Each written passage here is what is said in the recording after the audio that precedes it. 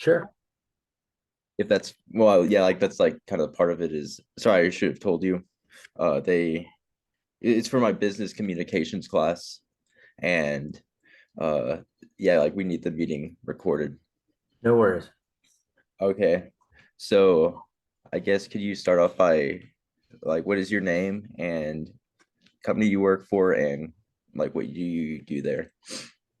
Sure. My name's Jim Hall. I work for Coin Cloud. I'm the VP of Finance and Accounting there. I've been there a little over a year, and I'm a alumni of Texas Tech.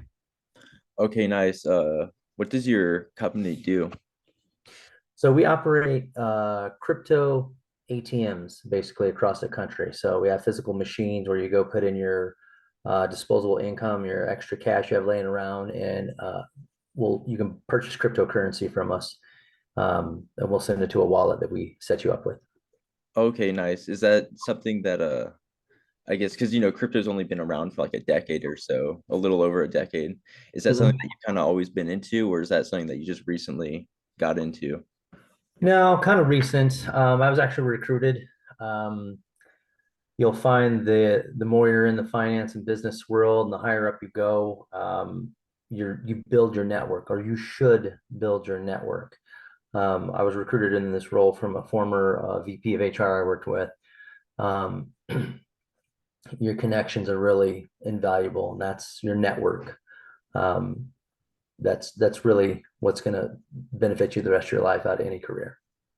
Okay, nice. So you really didn't like you weren't really into cryptocurrency before No, if you can find a field in that you're really passionate about, that's fine. I'm more agnostic on the work, meaning the same analysis generally is the same analysis. Industry doesn't really matter so much. Um, if you're in manufacturing, there's some, cost accounting that you need to focus on versus services. The way our company's business model is, and that cryptocurrency business, it's really more about collecting the money out of the machines than it really is cryptocurrency. I mean, we have to keep an eye on the cryptocurrency market. Mhm. However, we're not dependent on the market itself. Um, if the need or the outlook on cryptocurrency changes across the country, it affects the whole entire industry, not just our company. So um, we have to be aware of that, but that's not the real driver of our business. Okay, I see. So what did you graduate with from Texas Tech? Finance degree. Okay, nice. And what made you want to get into the finance industry? So originally, I've always been good with numbers, good with math.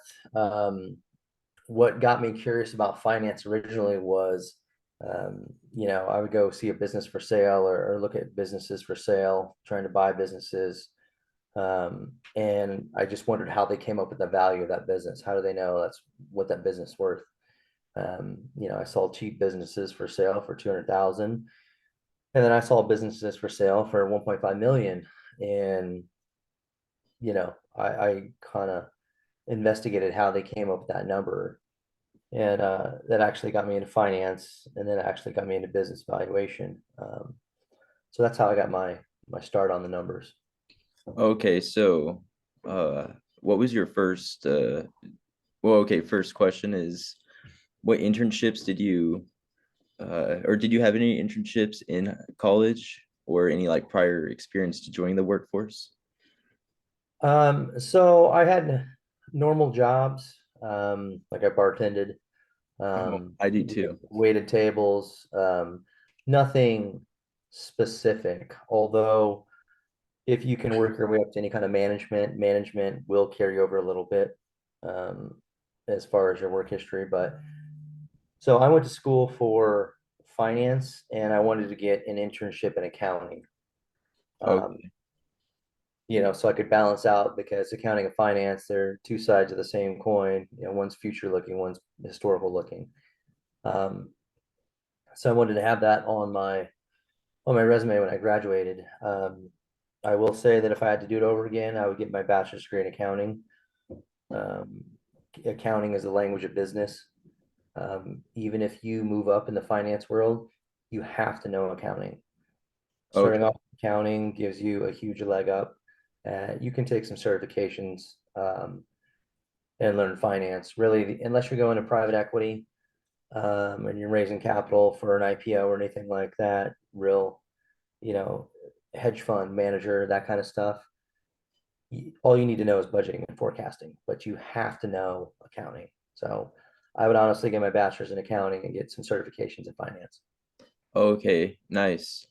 And so I guess like transitioning from college to, the business field, uh Mhm. what were some, I guess, valuable lessons that you, or yeah, that was my other question. What was your first job out of college? Sure. And what were some valuable lessons that you took away from that job? Yeah. My first job was doing business valuations at a investment bank in Baltimore. I I networked and got an interview there. I already had a couple. There's a four-part test for business valuation. I had already taken past the first part and was scheduled to take my second part of that test when I got the job. Being certified in business valuation was a requirement for that position, and I worked my way up to that. So that really set me apart. So, for instance, if you're going to school for finance in your senior year, if you can, when you're studying your accounting, if you can get like a CMA, a certified management accountant designation, and graduate with a finance degree and an accounting certification, completely sets you apart. Um, if you're fortunate enough to be able to have a double major, which is generally out of the question for most people, I worked my entire way through college, so um, that was not an option for me. But I did study afterwards and to get a certification.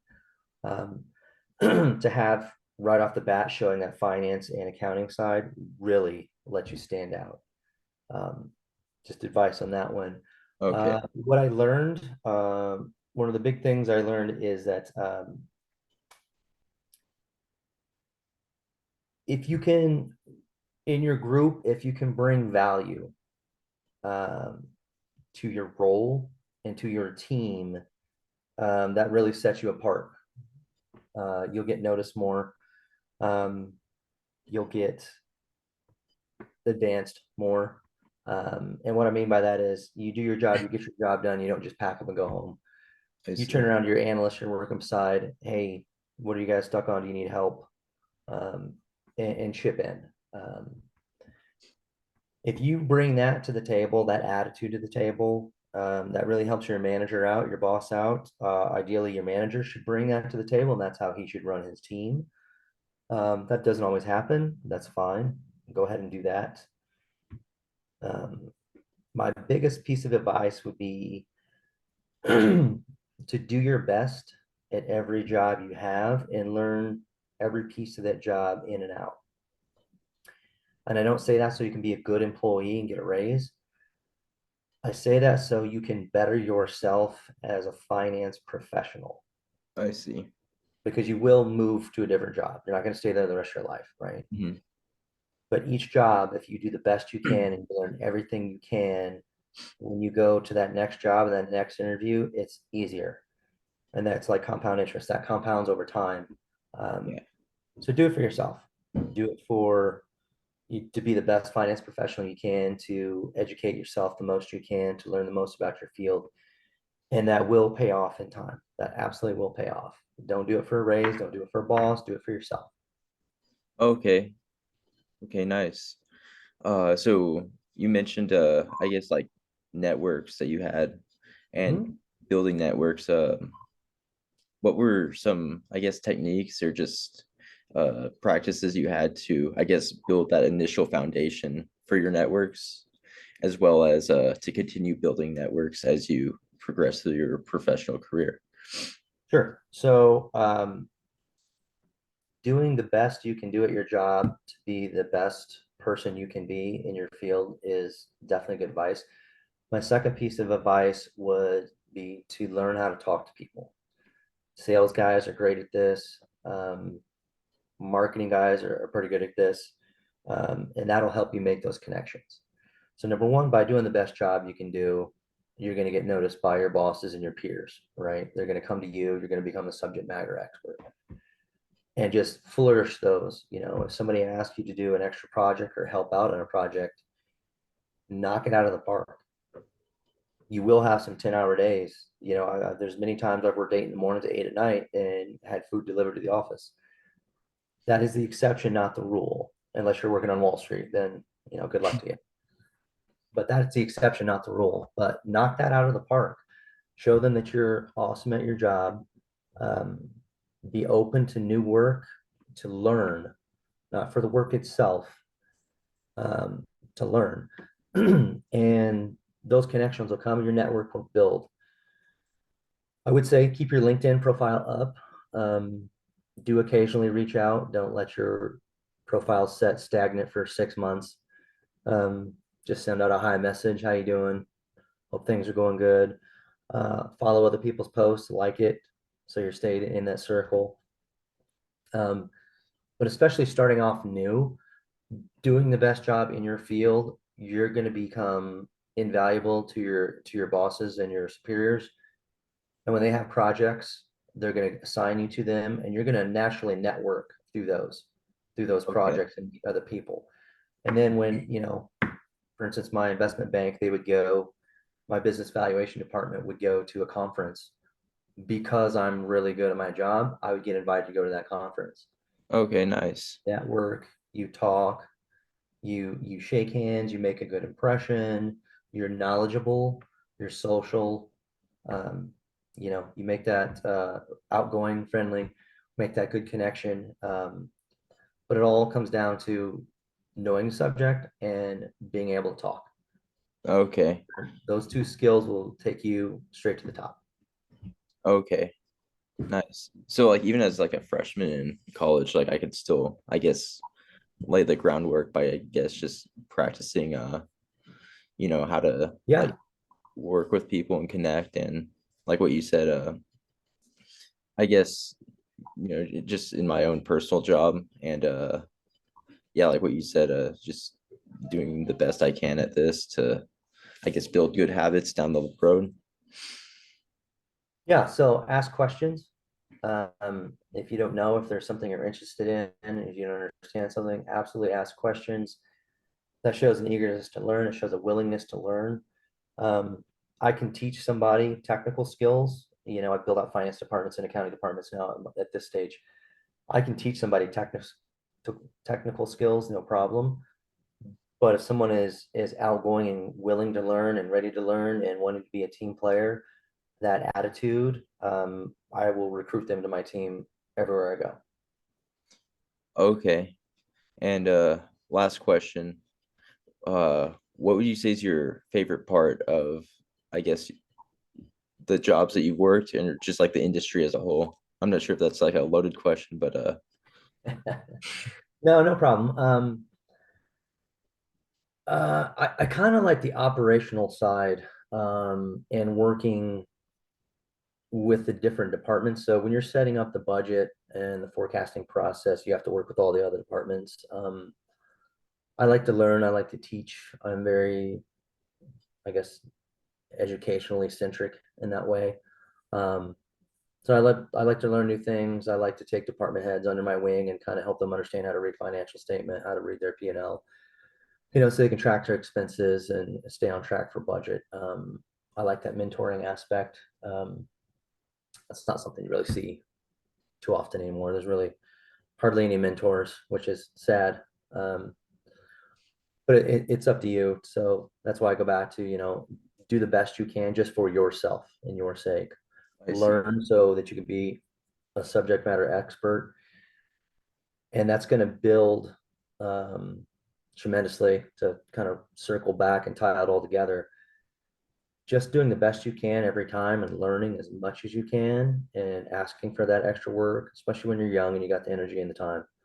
Um, you'll automatically build your network. You'll automatically increase your knowledge. You will automatically lessen the chances of you ever being unemployed and you'll automatically increase the chances of you finding a job when you need a job. And that will come a time. So just doing that and trying to be the best you can be is, and the most knowledgeable is really compounding. It'll really help you out. Okay, nice. Thank you. Um, that's really all I have in terms of questions. I greatly appreciate your time, and yeah, No problem, Connor. It was great talking to you. great talking to you too. Have a good day. Take care. Good luck. Wreck 'em.